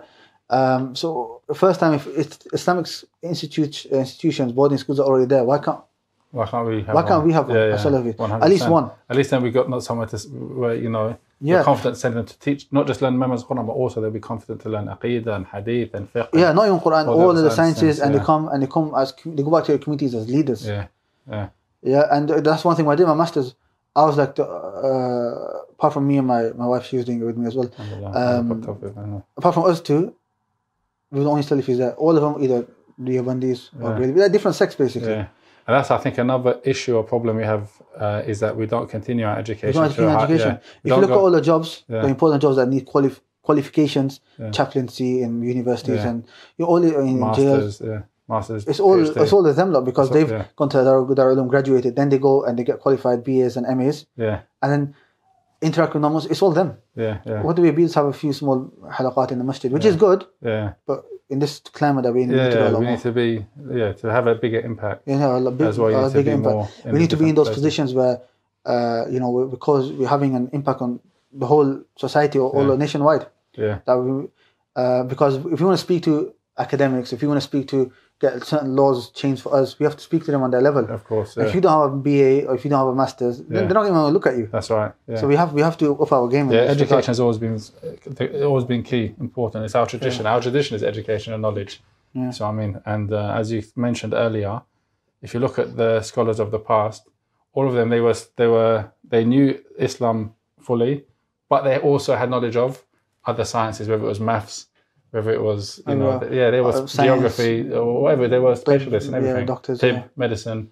You know what I mean? So it's not an excuse to say that, okay, you know, I'm in the West, I'm not going to study in Western academia, because I think that's an excuse for lazy people more than anything else. No, obviously, Western academia, you have to be careful. I don't recommend it to a beginner. Because there are a lot of doubts that come as well. But if you've studied and you've got the basics, go for it. So advice for, because inshallah, hopefully one of the things that we are hoping to launch, inshallah, for students at Medina College is going to be something led by Ustadh Muhammad Huzaifah, which is memorizing the Talib al-Ilm program and getting ijazah in it. Because alhamdulillah, you've got ijazah in levels 1, 2, 3, all the levels, alhamdulillah. So that's something that we're hoping to launch. If you're going to give advice to a student that's beginning his studies on this program specifically, so a lot of students know about it, they want to do it, they're in the UK, how should they begin? Or in terms of memorization? In terms of memorization, in terms of in terms of memorization, a lot of people ask, what's the best? I mean, I can make this a general answer as well, even for Quran. How do I memorize the Quran? What's the best way to memorize the Quran? Now, in terms of how to memorize, I'll be honest, because I've met a lot of people. Now, I've done it myself.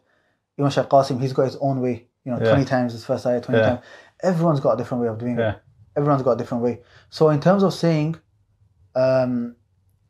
this is how you memorize, I can't say, because you can't give a general answer for everyone. We were just talking about before that we have to know the individual differences between all of the students. Yeah. So in terms of which method will benefit you the most, that differs on the person. So take your time and you'll realize what's the best way for you to memorize. Yeah. I've changed it. When I first started Hifz al-Quran, there was a certain way of me doing it. Then I've changed it as I've gone along. Yeah. So me personally, if I memorize, I have to split it over like 2 days. So the first day when I memorize, I do it in such a way where I've memorized the whole thing, but it's weak. The following day after Fajr is when I make it strong. Yeah. But some people are different. Some people, they make the first, let's say, ayah really, really strong, and then they move on to the next ayah. And that's really, everyone's got a different way. Different, yeah. Okay? But the most important thing for me is consistency. Yeah. The most important thing is consistency. Prophet said, أَحَبَّ الْأَعْمَالِ إِلَى اللَّهِ أَدْوَمُهَا وَإِنْ قَلَّ. The most beloved actions to Allah are those which are continuous, even if they are little. Yeah. And that's true because the benefit of that is so much. Yeah. So if you're memorizing a page a day, in a month you've done 30 pages. Yeah. This book is 160. So 160 days, so like half a year. Half Yeah. a year, if you've memorized one whole... That's a lot. That's a lot. That's amazing, yeah. One problem with the youth is that we're too musta'jil. We want everything done in like it's going to take time, but... Fast food culture. Yeah. Now Uber culture. But yeah. But there are some people that try to memorize, let's say 3-4 a day. They won't memorize Nawqat Islam because it's quite short. After that they left it. Yeah, they don't continue. And don't continue. So the biggest key for memorizing Quran is spending time and being consistent upon that. Yeah. You have to spend time. Like in the Darul Ulum when I was there, at least 10 hours a day I was memorizing Quran. Yeah. After Fajr, sometimes before Fajr I'd wake up. Yeah. During the day, about 5-6 hours during the day, at night. And it was every single day. It was 6 days a week we had class. Yeah. It was Sunday off, 6 days. So with that, and even with Mutoon. You think I memorized all these Mutoon just overnight? No. Yeah, since the beginning, like in Mahad, every day sit down, about 3 hours a day I would do. 1 hour after Fajr, 1 after Dhuhr, 1 hour after Asr. Yeah. And just memorize. And it builds up over the years. Yeah. Until you So you have to give it time. You have to give it time and consistency. So for me, that's the most important. Obviously, after Ikhlas and after making dua to Allah subhanahu wa ta'ala. Yeah. And not only making dua to memorize, but to make it beneficial and not make it proof against you. Yeah. So that's the most important thing for me. So if you wanna, and don't wait for anyone to tell you. Yeah. I remember the brother who told me, because in Mahad and I kept asking him for advice. He said, you know what, Huzaifah, you got the memorization, start memorizing this. At the time, I didn't understand. Yeah. And somebody may use the excuse that why are you memorizing if you don't understand it. Yeah. At the time, I didn't understand. Yeah. However, now because I do understand, it's all there. I've got it. It's memorized. I just read it and I know what it means. Alhamdulillah. You know, obviously, words are still go over. Yeah. But especially if you've got the intention to learn in the future and learn Arabic in the future, and you're learning Arabic now, go for it. Don't let the shaitan come to you and say, why are you learning now? La, it's an investment for the future. Yeah. And especially books like the Arba'in Nawawi or just a Hadith. Yeah. I mean, just the fact that you're reading and say Sallallahu Alaihi Wasallam. Yeah. You know, that's I think Imam Hakim, he said, we know the Hadith for Islam. He said the closest people to me on Yawm al-Qiyamah, those send the most salutation. Yeah. To Imam Hakim, he said that the closest people to the Prophet Islam are the Muhaddithin. Yeah. Why every second they sing Sallallahu Alaihi Wasallam. Qala Sallallahu Alaihi Wasallam, Qala Rasulullah. Look at that. So just that.